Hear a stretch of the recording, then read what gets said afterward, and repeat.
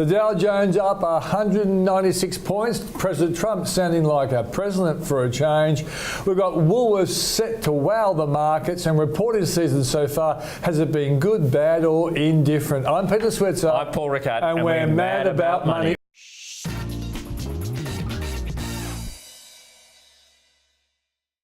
All right, Paul, let's start with Dow Jones up 196 points, and apparently Donald Trump sounds like a president. Can you believe that? It's apparently, Peter, but yes, look, good news for the markets if, it's all on the back of suggestions that actually there's more progress on the tax plan than what some had feared. Look, again, the proof will be in the eating, and again, I suppose his statement on Afghanistan's gone down okay with the public, but look, the US market doesn't want to sell off. It's talked about thin volume. I think you've got to be a little bit careful with the US while we just get through August. It's sort of, let's get into September and October and really see what starts to happen there. They're in record territory. And I think so their market going up is going to be harder for them than, say, for example, us. But what I'm fascinated about is that Donald Trump and his famous show is You're Fired. He's been firing a whole lot of people. He has. And maybe he's fixed up his business, his presidential White House. Let's hope so. Certainly the market liked it, up 196 points. Let's go to local reporting season. And Woolworths set to wow the market today. Yeah, look, a really strong report from Woolworths this morning. Look, really the highlight, two things. One is just to say its ongoing performance in the supermarkets division. Just to give you an example, comparable store sales, fourth quarter, they published sales results as well, up 6.4% in Australian food. Compare that to Coles of 0.6%. That's Easter adjusted, so it's killing it in the sales.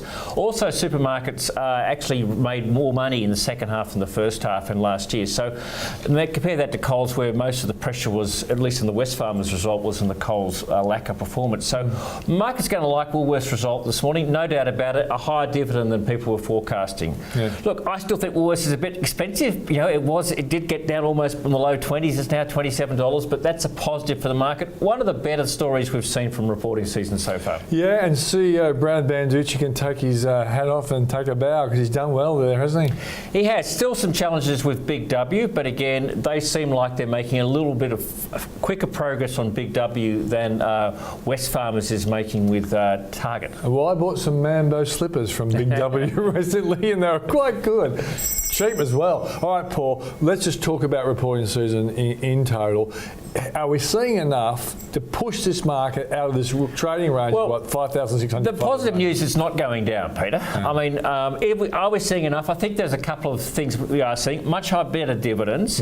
Results are by and large within forecasts. I mean, that's got to be said. There's been a couple of little disappointments. And thirdly, it's more on the outlook statements. It's also the pressure of the currency that sort of people aren't getting that excited about. So some of the analysts have got their numbers too high for FY18, FY19, and that's where the disappointments are coming. So the companies haven't made a mistake. The analysts have been too optimistic. I think the companies are still a little bit circumspect, and that's why we're not kicking ahead.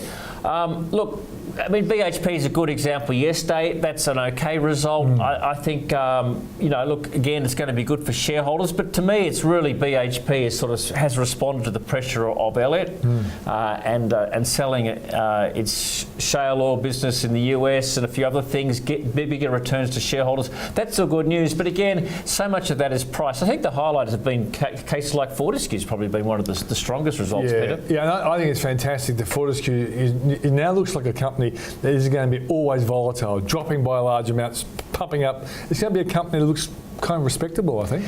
Yeah, I mean, look, the growth, where's growth? The only companies that really are growing, put the resources to one side, which we know it's all about commodity prices, are really some of the healthcare companies. So like the CSLs and Cochlears, they're sort of the growth companies. And it seems to me we've got, where we've had the disappointments a little bit are in some of the so-called industrials, which have been a bit flat. And some of the formerly high-priced growth companies like your Seek, like your Computer Shares, like your Domino's, even like your BlueScopes, where people have just been a bit more circumspect about their forecast going forward, and that's where the market's been a bit punishing. So the good story is that the market's not going down. The other side of it, are we getting enough catalyst to really propel us to 6,000? I don't think so. I think we're going to need the US really to drive us there at the moment. So we're going to have to rely on good old Donald Trump and the US of A. Unfortunately, we're stuck with the US of A, I think, in the short to medium term. Well, I'm Peter Switzer. I'm Paul Rickard. And we're mad about money.